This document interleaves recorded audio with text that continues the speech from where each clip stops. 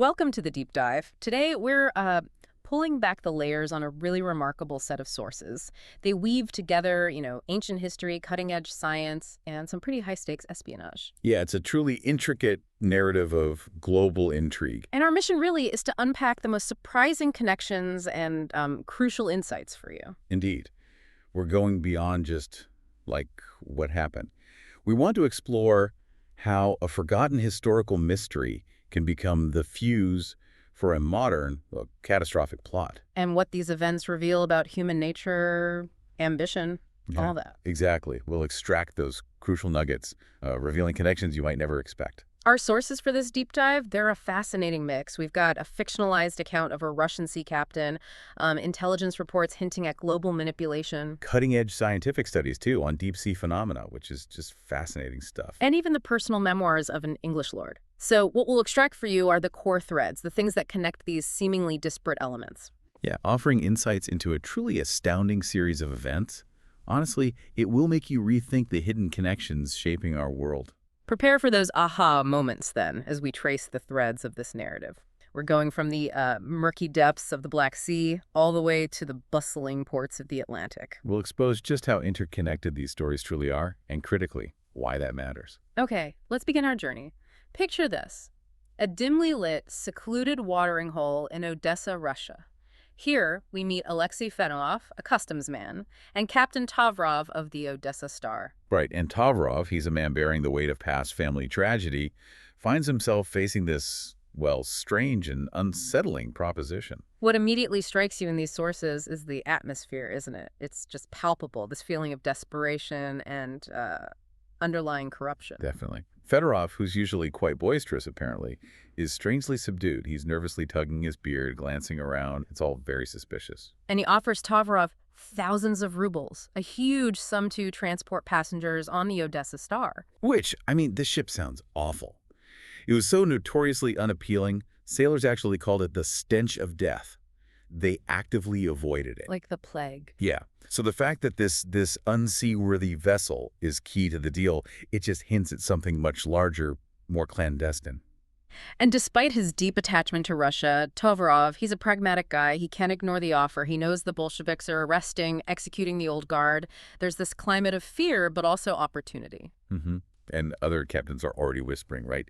Tales of taking on important clandestine passengers in the dead of night. So this money, he realizes, it could be his ticket, his way to a secure retirement. He later learns from a Major Yakovlev that the Odessa Star was chosen precisely because, and I quote, nobody would expect this old scow to carry passengers of importance. The perfect, unassuming cover. Exactly. So what does this tell us about, the early stages of these kinds of operations? Well, I think it reveals a crucial insight into how these high-stakes plots often begin. It's not with grand overtures, usually. It's with quiet desperation, exploiting individual vulnerabilities. Tavrov's personal tragedy, his desire for security, it makes him susceptible. Right. And the stench of death ship provides the ultimate deniability. It's a classic move, really.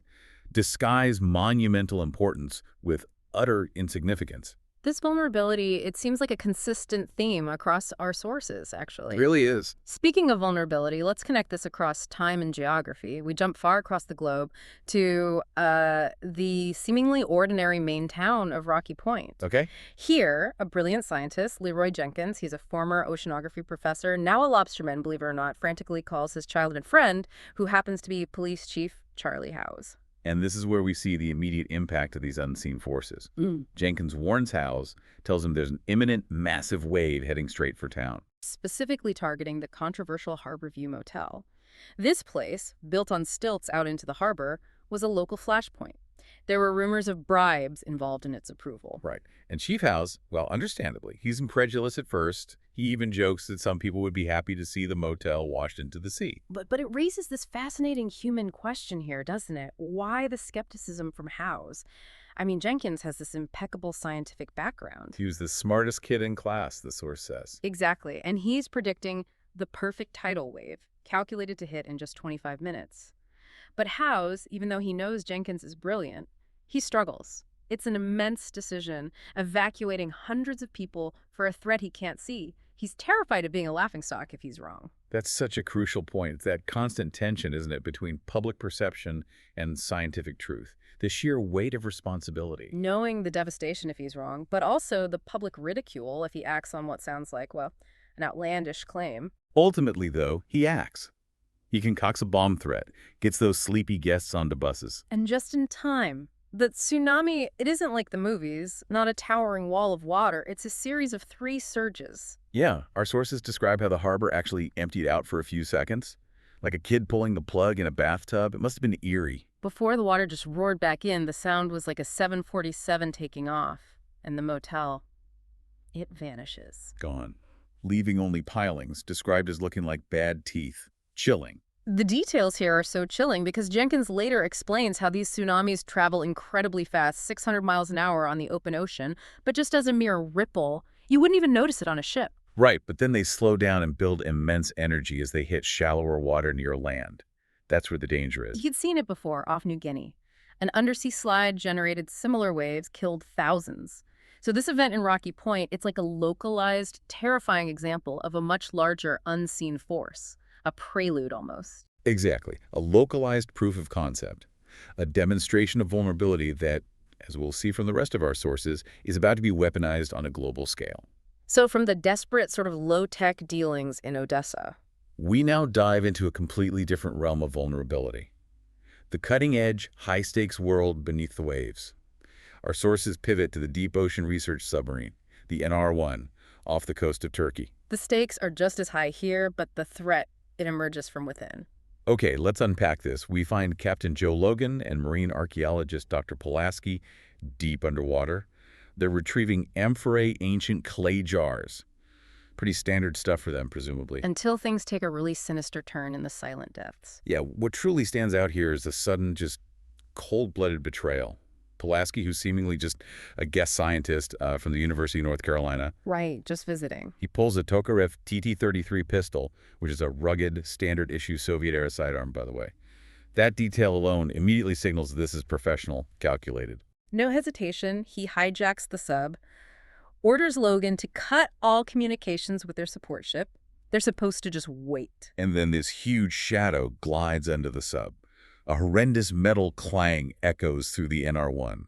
It's clear it's been taken, swallowed by a larger, unseen vessel. It just highlights that critical theme again. Even the most secure, high-tech environments can be compromised by internal threats. Absolutely. Meanwhile, completely separately it seems, our intrepid NUMA consultant Kurt Austin. NUMA being the National Underwater and Marine Agency for anyone unfamiliar. Right. Austin's on a working vacation, which for him means flying an ultralight aircraft, the Goonie, over the Black Sea. Classic Austin. Of course. And he spots an overturned Zodiac inflatable. Being Kurt Austin, he has to investigate. Which leads him directly to, of all things, the famously accident-prone, Unbelievable Mysteries TV crew. It's such a quirky detail in the sources, a moment of unexpected levity almost amidst all this escalating tension. You know, the type their high-risk adventures often seem to mean high probability of getting into ridiculous trouble. And sure enough, they've just been attacked by horsemen, with swords and old rifles. Horsemen. The visual described in the sources, Cossacks in these muddy gray coats and black fur pillbox hats, apparently reminded Austin of The Wizard of Oz. It's hard to even picture, isn't it? It's like something out of, I don't know, a pulp novel. But it perfectly underscores the anachronistic, almost theatrical nature of the threat Austin's stumbling into. And naturally, he can't just leave them there. Even though he gets a bullet splinter to his temple, his ultralight's damaged from the rough landing. He jumps right in. He finds a dead Cossack with a Cyrillic-etched saber, with the distinctive Russian alphabet etched on it. That confirms it. He instantly realizes they're deep inside Russian territory and need to get out fast. This first skirmish on the beach, where he even uses a flare gun for defense, it sets the stage. It reveals these historically dressed Cossacks are guarding some kind of secret base nearby. This sequence just masterfully ties together these disparate elements. You've got a hijacked, high-tech submarine like the NR-1, which, by the way, is a unique nuclear-powered research sub, known for its small size and deep-diving capabilities. And then this relic of the Cold War era, an abandoned sub-base guarded by Cossacks straight out of history. Yeah, the presence of these historically dressed, armed Cossacks hints at a deeper, more anachronistic power at play. It suggests motives far beyond simple banditry. It introduces this layer of mystery and danger that is anything but ordinary. It shows how the past and present are being, well, deliberately manipulated. So what does this all mean? Who is pulling the strings behind these seemingly unrelated events? Enter Viktor Petrov. He's a higher-ranking Russian official, has this distinctive scar on his cheek, a souvenir from an old explosive encounter with Austin way back in the Barents Sea. Right. And Petrov is now wrestling with Russia's political turmoil. He's trying to keep his fragile nation from another orgy of self-destruction, as the source puts it. His past with Austin and his knowledge that Austin, bends the rules, leads him to recruit his old adversary. It's a fascinating dynamic, isn't it? Old enemies becoming reluctant allies. It truly is. And Petrov, he's a master of indirect action manipulation. He gets Austin's psychology. He approaches him knowing that, quote, warning you off would be the surest way to bring you here. Classic reverse psychology. Totally. He then reveals the true threat. Mikhail Razov, immensely wealthy shipping and mining magnate, head of Ataman Industries. And Razov is dedicated to resurrecting Great Russia. He's advised by this charismatic prophetic monk named Boris. And, maybe most surprisingly, he claims to be a direct descendant of the Tsar. This isn't just about money or power. It's about this grand, almost messianic vision rooted in a fabricated historical claim. Wow. And the plot thickens even more. Austin and Zavala, they infiltrate that abandoned subbase the Cossacks were guarding. What do they find? They find a man-made pool, there's a huge pile of rubble, and behind it, massive steel blast doors. Something significant is clearly inside. And inside. Not only a large submarine of unusual design, but also this hidden shrine to the memory of Tsar Nicholas II and his family. It's complete with an altar draped in purple cloth with a golden R for Romanov. It's such a striking blend of reverence and, well, obsession. That shrine isn't just dramatic set dressing, is it? It's a chilling insight into how meticulously Razov has constructed his own mythology. Exactly. It symbolizes the powerful, almost intoxicating allure of a divine right to power, rooted in a romanticized past, and how that can fuel incredibly dangerous present. It's not just ambition, it's like historical weaponization. Petrov confirms that a crown of Ivan the Terrible was among the Tsar's other treasure that went missing after the revolution. And Razov believes possessing this crown actually imparts power. It's the physical manifestation of his claim to a hereditary right to rule Russia. So while all that's happening, the scientific piece of the puzzle emerges in a parallel investigation. Paul and Gamay Trout, another NUMA team. Always reliable, the Trouts. They investigate Ataman Industries' operations in Novorossiysk. They discover Ataman is at the forefront of extracting methane hydrate from the sea bottom. It's often called fire ice. Because it's literally natural gas trapped in ice crystals. You can light it on fire. And this is the core of Razov's grand, terrifying scheme. This fire ice isn't just gas and ice. It's a super compressed energy source. And when it's destabilized, it can expand violently, creating enormous pressure changes. And critically, undersea landslides. Exactly. Our sources say these methane hydrate deposits around the world hold more energy than all the other fossilized fuels combined. It's immense. The Trouts learned that instability in these pockets could cause, quote, unimaginable tsunamis. It's a fuel of the future that, if weaponized, could cause cataclysmic damage on a global scale. Razov plans to use this power not just for wealth, but for global domination. It's a chilling application of scientific knowledge. Back at NUMA headquarters, Leroy Jenkins, our tsunami expert from Rocky Point. Good old Leroy. He joins Hiram Yeager, NUMA's computer whiz, and Hank Reed, a geochemist. They use Max, NUMA's AI, to simulate what would happen if the continental shelf collapsed at major methane hydrate deposits off the U.S. East Coast. And the results are just terrifying. They confirm the sheer scale of Razov's ambition and the dire scientific warnings. Waves ripple out, reaching a height of 30 feet, hitting the coast and flowing into bays and up rivers and far onto land. Reed exclaims, "Goodbye, Boston, New York, Washington, Charleston, and Miami." The simulation confirms Razov's plan. Destabilize the U.S., make it a beggar nation. And ushers in an era where Siberia, warmed by the global climate change he hopes to trigger, becomes the world's breadbasket, giving Russia unprecedented power. This isn't just some fantasy. It's a meticulously calculated plan, leveraging natural forces for geopolitical ends. Okay, so we have a clear and present danger, a massive one, President Wallace is informed. And in a shocking twist, Vice President Sid Sparkman's hidden connections to Ataman Industries, his own corrupt dealings, they get exposed. The operation, codenamed Wolfhound, after Razov's pet wolfhounds, Gorky and Sasha, creepy detail, aims to launch attacks on Boston, Charleston, and Miami. The clock is absolutely ticking. And this is where the lines between official government action and, let's say, unofficial intervention blur completely. It's a classic element in these high-stakes scenarios. Admiral Sandecker, NUMA's director, he greenlights a rogue action for deniability. Austin's special assignments team gets assembled to infiltrate the operation. And Austin goes undercover, disguised as a Hollywood undertaker, a disguise apparently involving a wig and facial putty designed to fool even advanced face recognition tech. He infiltrates Razov's superyacht in Boston Harbor. His goal, simple but critical: disable Razov's central control system, the thing orchestrating these devastating attacks. But he's not alone. Petrov, Austin's old adversary, unexpectedly shows up to help him. He arrives in a sharp tuxedo, ready for a fight, and he's already arranged alternative transportation for their escape. It's a delicious irony, isn't it? Seeing these old rivals forced to collaborate against a common existential threat. It really shows how even deep-seated animosities can be momentarily set aside for a greater cause. The confrontation with Razov on his yacht is, as you'd expect, incredibly intense. Razov just admits his plan, no holding back, to make the U.S. a puking, mewling child, a world beggar, allowing Russia to reclaim its glory. He even brings out his inner circle. Boris the monk, Pulaski the hijacker, a Cossack, all armed. It underscores the fanatical nature of his regime. It's a chilling display of a leader convinced of his historical destiny, ready to sacrifice millions for his vision. But the NUMA team, they're resilient. Austin, Zavala, Petrov's men, they neutralize the threat on the yacht. They destroy the launch system that would trigger the tsunamis. Razov, though, ever the survivor, he escapes. But his singular obsession, the crown, leads him directly to Lord Dodson's estate in England. Which brings all our threads together in this final dramatic convergence. It brings us full circle, back to the Romanov mystery, the historical roots of Razov's madness. Right.